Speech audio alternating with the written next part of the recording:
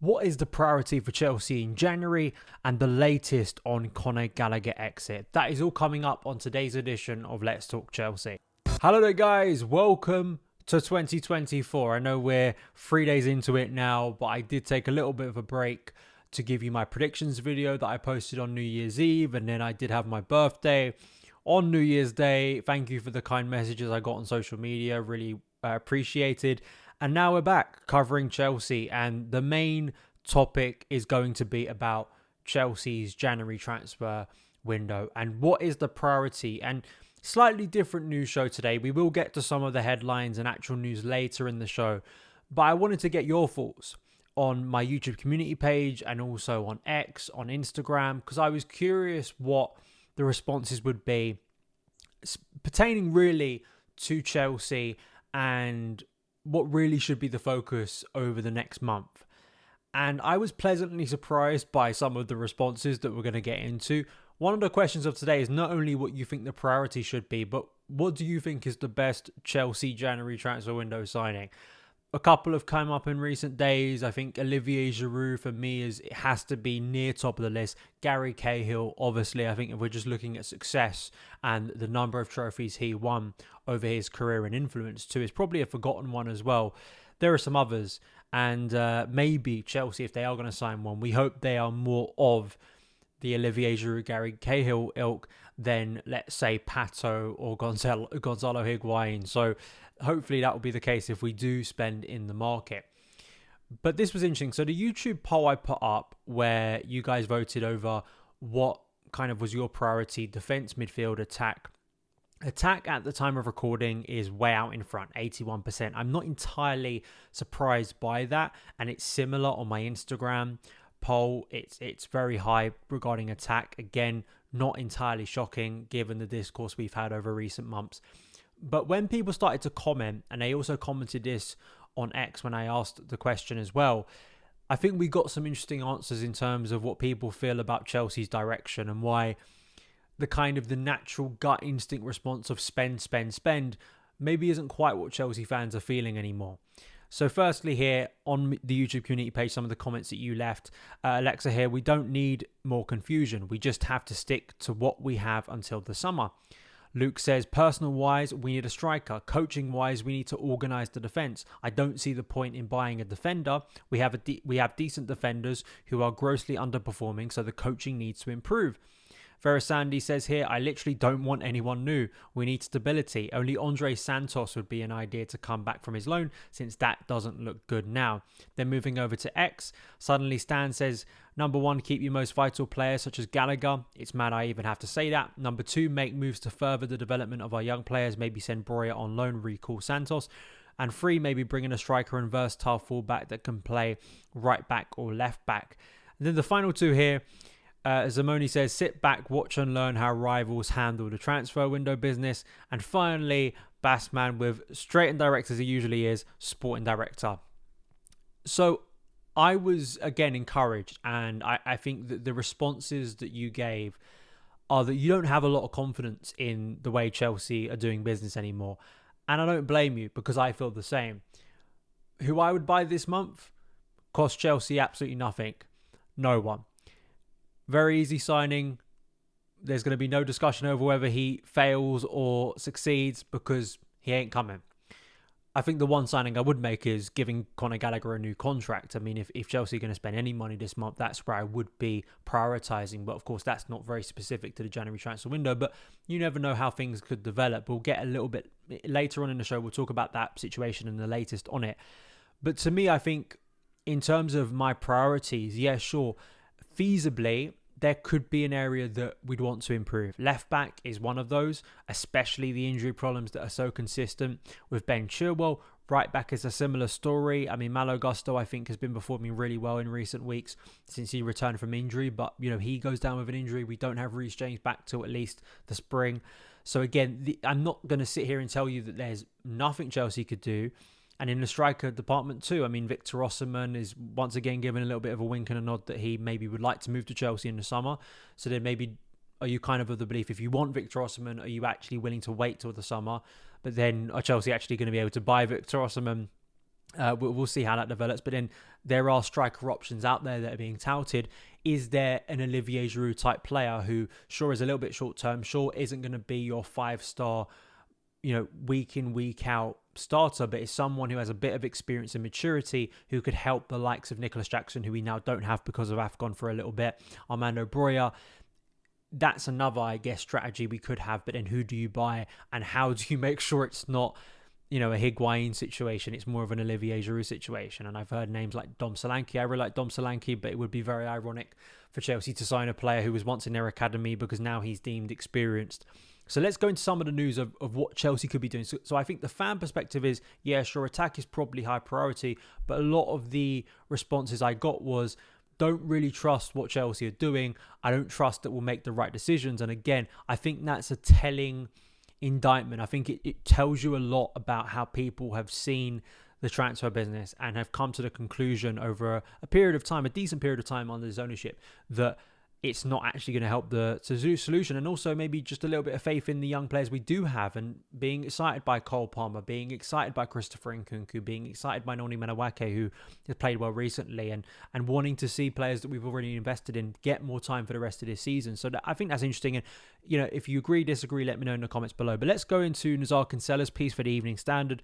Chelsea do prioritise a striker in the January transfer market, he reports, after turning down a battle over Tottenham target. That Tottenham target is Nice defender Jean-Claire Todibo, which a move for him seems unlikely. I know Man United have also been linked. Tottenham apparently saw him as a target as they weighed up their centre-back options. There apparently been no formal talks between Chelsea and the 24-year-old French international, but a move for a new centre-back is seen as a lower priority this month. And he goes on to say, Nazar Kinsella, this is key. Chelsea need to sell players to help fund any transfer business, with Ian Maatsen one player who could leave amid talks with Borussia Dortmund. And finally, Gallagher is likely to turn down any move away. So on that front, that's really good. Not entirely surprised that Conor Gallagher himself is determined to stay at Chelsea, but I don't think that reality, although it means that Conor Gallagher stays at Chelsea, I still think we should all be very concerned that hierarchy-wise, in terms of Chelsea's strategy, they are even open to selling him. I think you can still, it's not like, we just all calm down now. Happy that Gallagher stays for the rest of the season. He's been one of our best players so far. He's integral to our team. We all know that. But the fact that that is kind of even a consideration for the current sporting directors, the current club, it is not good news. It's still something that, should very much concern you. And I think fans are reflecting similar. But in terms of Ian Maatsen, not surprised if he makes a move this month, because he's barely been played in his preferred position, which is left back, when I thought in the summer it would be quite obvious that he would get chances, and especially when Ben Chilwell went down injured. Marco Correa, of course, is injured now himself, but had a little bit of a resurgence. But the fact that there could have been time there for Maatsen to play in left back, I think maybe says what Pochettino thinks about him. Is he ready for Premier League football? Is he ready for the demands of Premier League football? He had a very good loan in the Championship with Burnley. And I think that Borussia Dortmund would be an amazing move for him personally. I think that's such a great club to go and develop at. But in terms of if we're not going to be selling either Armando Broja, Conor Gallagher, or Trevor Chalobah, who of course is injured, so it's unlikely he's going to make a move this month, even though it felt inevitable recently, you do think that Ian Maatsen kind of goes top of that list, doesn't he? The other move that is close to happening, Matt Law reports, Chelsea teenager Alex Matos is to join Huddersfield on loan. Although the loan is not complete, Matos is expected to move to the Championship club Huddersfield for the second half of the season to gain more valuable experience. I think this makes a lot of sense. He's effectively been a first-team squad player for the whole season, but a few sub-appearances here and there, really isn't going to cut it for a player who clearly needs to make the next step in his development. And I do think with, you see Noni Menawake taking his opportunities, and Nkunku coming back, Cole Palmer, Mikhailo Mudryk, Raheem Sterling, there's just not enough space probably for him for half a season. And I actually think Huddersfield are not the Huddersfield they were when Levi Colwill was there. Of course, they were in the Premier League in the past decade, but I do think they have an amazing track record with young English players especially, and just young players developing on loan. I mean, not even Chelsea-specific ones. Ben Chilwell, way back when he was at Leicester, went on loan to Huddersfield, did really well. Emile Smith-Rowe, of course, Arsenal, went there, had a really good loan. We know Trevor Chalobah spent time at Huddersfield, and of course I think top of that list is Levi Colwill, and so I think it is a good environment for him. And I'm such a big advocate of championship loans because it's such a physically demanding league. There's so many games, it's so intense, but tactically too, I think it's not a safe bet, and it's not to say that Alex Matos is going to go to Huddersfield and turn into this world beater, but I just think that it probably is a decent loan move, at least for half a season, to get him that football at a team that isn't doing amazingly well compared to what it was, but does have a good track record of developing players, giving them the time they need on the pitch, and then returning to their parent club and then trying to break into the first team. So I think it makes a lot of sense. I think for the rest of the month, and I know you guys will have your opinions too, I feel like for me, I'm just very much at the stage now where getting excited about transfers with Chelsea is just not the same anymore. And it's not to say that I won't make shows when Chelsea do inevitably sign someone else. And it's not to say that transfers can't work out, because that's obviously a silly and very reductive take. Cole Palmer is living proof of it right now. I think Nicholas Jackson, if you look at the numbers so far this season, is turning out to be an all right signing. It's not to say that Chelsea, all of our signings in recent years have been absolute rubbish and nothing ever has come good from us investing in the market. It's just that I think the sentiment I saw when I'm just reading through comments, not ones that I didn't even include in today's show, reflect what I'm feeling. I think reflect a lot of the conversations I am having, in the sense that people just have seen too much failure, have a lack of trust and faith that the people running the club will make smart decisions. And I think a lot of that is very much led by the Conor Gallagher situation, because if you're willing to depart and sell Conor Gallagher, your best player, your most important player at this stage of the season, then if that's what you're feeling about potential outgoings in your squad, then what are you doing incoming? And then when they see some of the targets, especially ones who probably will have to go out on loan for a number of years until we even see them in the first team, this is something that I think gives people concern. And if the club is very strict on this kind of policy of under 25-year-olds, then the idea of experience, which I don't think is as simplistic as you get a 28-year-old and they're going to give you great,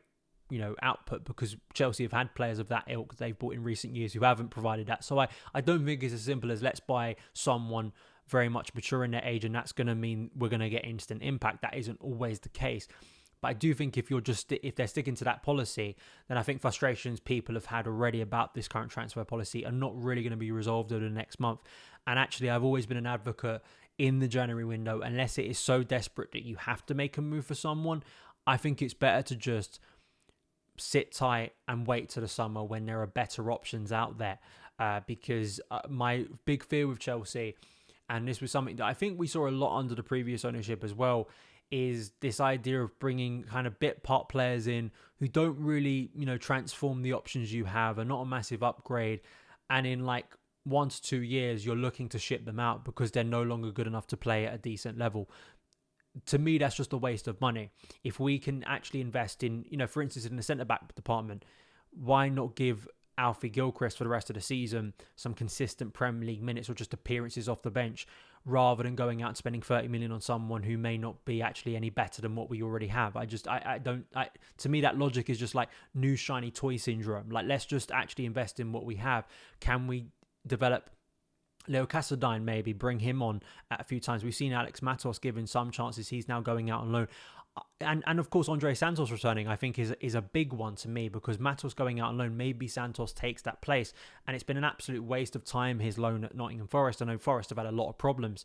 But again, I'd rather look internally just for now, because I do think, as Bassman said, and I said this on my predictions, sporting director for me is really the big signing that Chelsea need to make. I would rather clarity over one sporting director that has a lot more power rather than many cooks in the kitchen, and I think it slightly confuses things.